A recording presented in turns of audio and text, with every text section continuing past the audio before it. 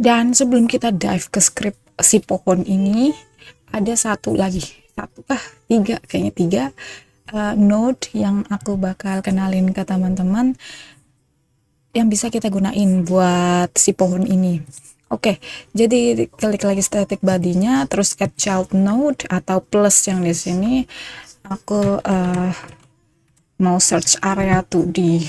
Nah, area 2D ini buat apa? Jadi area 2D ini mengindikasi kalau kalau node ini punya rank gitu, punya rank dan ada interaksinya. Kenapa bisa ada interaksi? Kalau misalnya kita lihat di sini dan node, ada lihat di inspektor yang sebelah kanan itu, kalau misalnya diklik node-nya, ada area enter, ada area exit, ada collision, dan itu tuh seolah-olah kayak item apa sih yang masuk ke area pohon ini. Nah, kenapa kita butuh area 2D?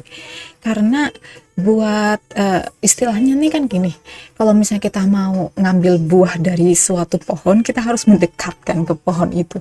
Nah, jadi area 2D itu mendeteksi, ini ada yang masuk ke areaku gitu. Apa dia cuma lewat atau mau ngambil buah gitu kan. Nah, itu makanya ada area 2D. Ini nggak cuman aplikasi buat buah aja. Misalnya kayak teman-teman mau bikin player, ketemu NPC, otomatis NPC-nya pasti punya area 2D untuk kayak playernya deketin, terus halo gitu kan, ngobrol. Nah, bisa diaplikasikan untuk hal lain sesuai imajinasi teman-teman. Dan kita lihat di sini nggak ada kayak loh areanya di mana, kita nggak apa gimana caranya supaya kita bikin sebesar apa area interaksinya, karena lihat di inspektor tuh nggak ada apa-apa gitu kan. Itu karena di sini di sebelah kiri ada segitiga, this node has no shape, jadi dia cuman area. Oke, aku punya area gitu, has no shape, jadi kita harus bikin bentuknya dulu. So it can collide or interact with other object. Oke, jadi collision shape aku bakal nambahin collision shape 2D, dan kayaknya aku pengen bentuk bulat aja, rada gedean segini. Oke, nah sekarang collision shape kita udah jadi. Aku bakal kenalin ke node selanjutnya. Dan timer selanjutnya yang aku pengen kenalin ke teman-teman itu namanya timer. Jadi sebelum aku jelasin lebih lanjut, mending kita bikin add child node lagi. Dan timer di sini countdown timer. Fungsinya apa nih timer? Jadi dia ini buat ngitung, dan di konteks kali ini aku pengen buat timer ini, let's say setiap 5 detik dia berbuah. Dan nantinya misalnya teman-teman ngambil setelah 10 detik kemudian atau mungkin 9 detik. Nah, berarti nanti timernya berhenti dan dia restart lagi dari 0, ngitung 5 lagi, berbuah, dipetik lagi, dan gitu selanjutnya. Di sini timer untuk ngitung timing dari belum berbuah, udah berbuah, dipetik, terus balik lagi ke pohon semula itu. Setelah kita punya timer, teman-teman bakal notice di sini aku udah kasih area 2D kita nama baru, dan timernya juga nama baru buat mempermudah kita untuk memproses, karena ya mempergampang proses aja. Dan kalau misalnya kita klik draw timer, sebelah kanan di inspektor ada wait time. Wait time ini waktu dimana dari pohon biasa jadi berbuah, itu wait time-nya.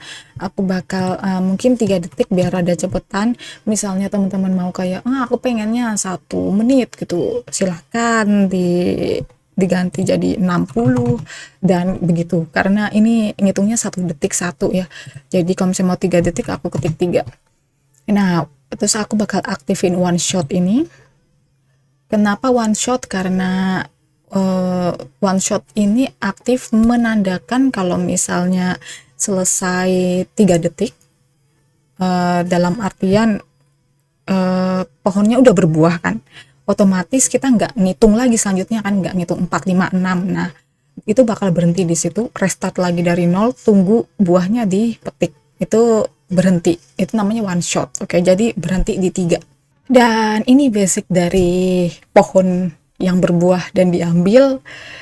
Dan akhirnya kita dive lagi ke script. Oke. Aku kasih nama dulu, dan dari tree ini ada tombol kayak kertas. Kita klik dan aku bakal kasih namanya tree aja, dan aku masukin ke script. Oke. Oke, jadi ini scriptnya. Mungkin rada overwhelming buat yang baru lihat script, baru belajar juga.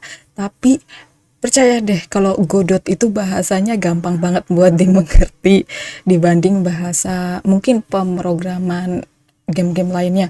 Jadi sedikit penjelasan buat script ini. Kalau misalnya pengen di skip boleh, rincian scriptnya udah aku taruh di deskripsi, ada di sites Google aku, jadi feel free banget buat di copy, di paste, atau dikreasiin. Penjelasannya kayak gini. Jadi kita butuh banget kan yang namanya, seperti yang kita tahu, pohon itu, pohon yang kita mau bikin ya, ada pohon terus berbuah gitu kan. Jadi aku kasih nama state di sini, jadi kayak stage-nya dia state tree, jadi dia cuman pakai tree biasa gitu. Nah, ini di awal, karena aku udah deklarasiin di awal kayak gini, berarti pasti kita mulai awal atau kita masuk ke scene ini, ke area ini, pasti si pohon itu state-nya tree, nggak mungkin state-nya ke yang lain karena udah aku tulis di awal banget kayak gini.